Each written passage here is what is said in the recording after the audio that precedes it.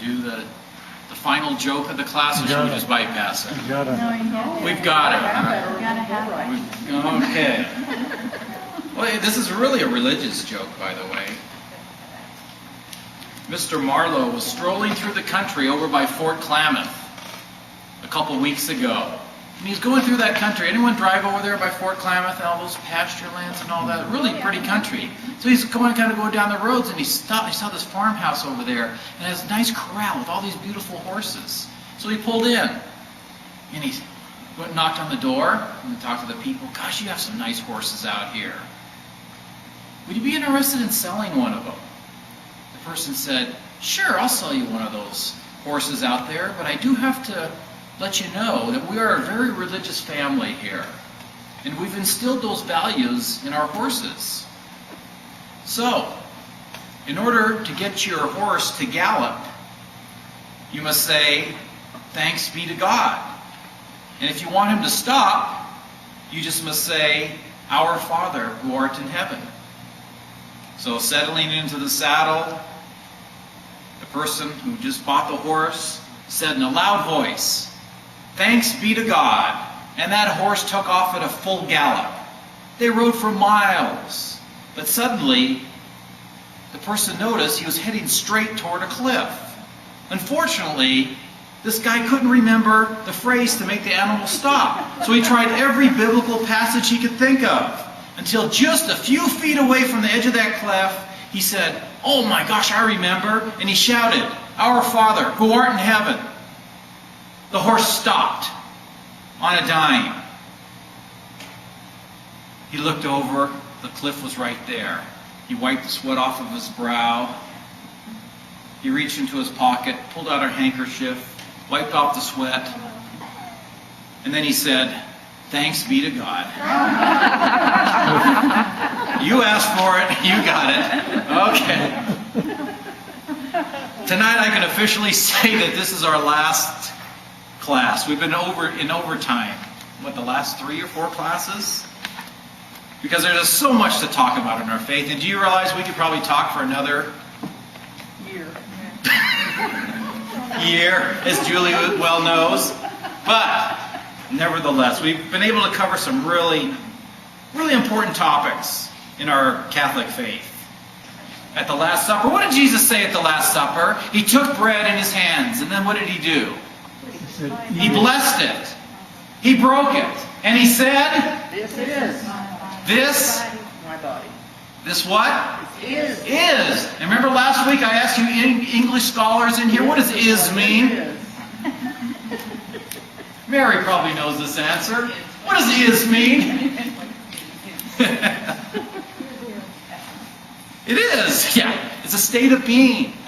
That's where he instituted this sacrament at the Lord's Supper. He says, this is my body. This is my blood.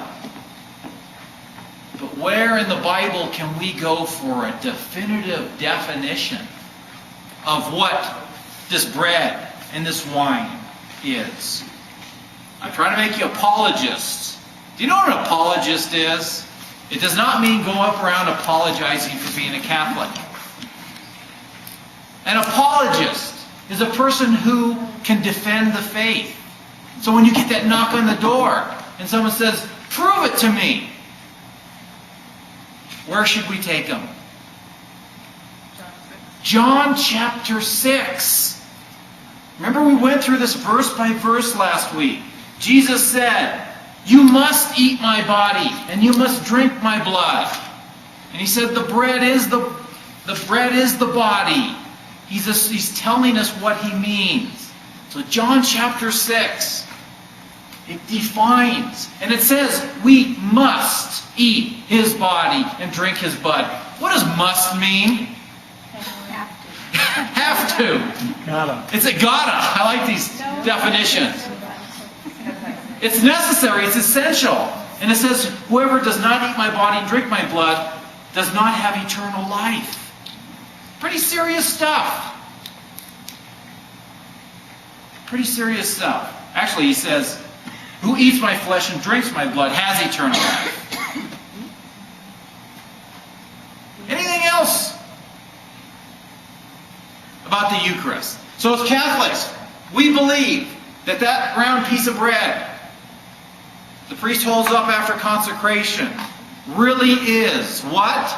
The body, the blood, the soul, and the divinity of Christ. Christ, it really is present there. What else? I'm digging deeper on this one because this is the sacrament of sacraments. The risen Christ? Okay, yeah, it's the risen Christ. Excellent. It's a covenant. It's a covenant. It's renewing the covenant. Good.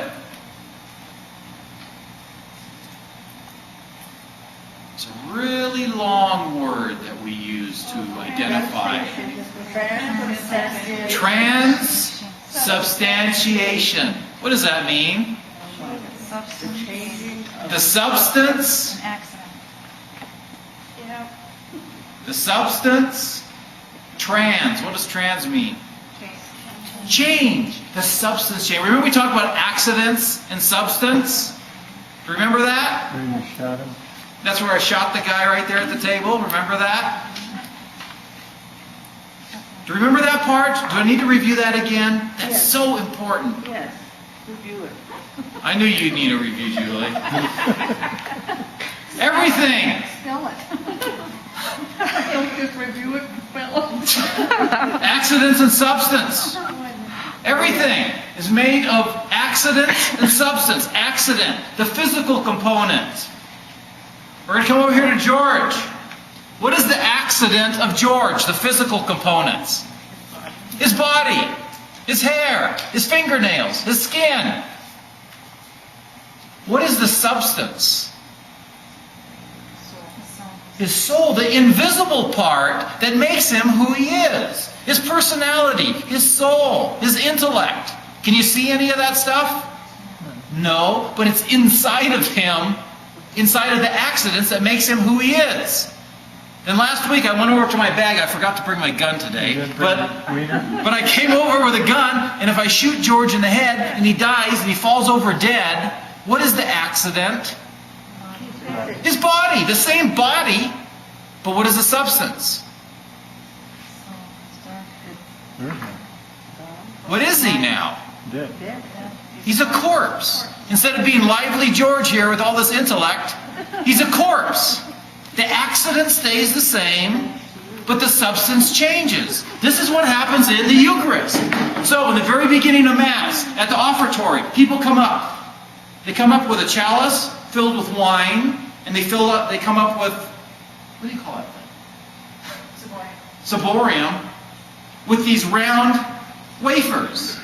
When the people walk up, what is the accident of those round wafers? Bread. No, what the accident, the physical stuff. Wheat, water. Does anything else go into those things? Just wheat and water? Wheat and water, the accident. What is the substance when they bring it up during the offertory? It's bread, right? The accident is wheat and water, and the substance is bread. But then after the priest consecrates those hosts, what is the accident? The accident, the physical. Wheat, water. But what is the substance? Christ. The substance changes. That's why when you receive it, it tastes like bread. Because the accident is wheat and water. But the substance has changed. The invisible part, the part you can't see. That's kind of an important concept to understand, because some people say, you crazy Catholics, you believe in cannibalism. We're not eating meat. The accident is bread and water. It's not meat.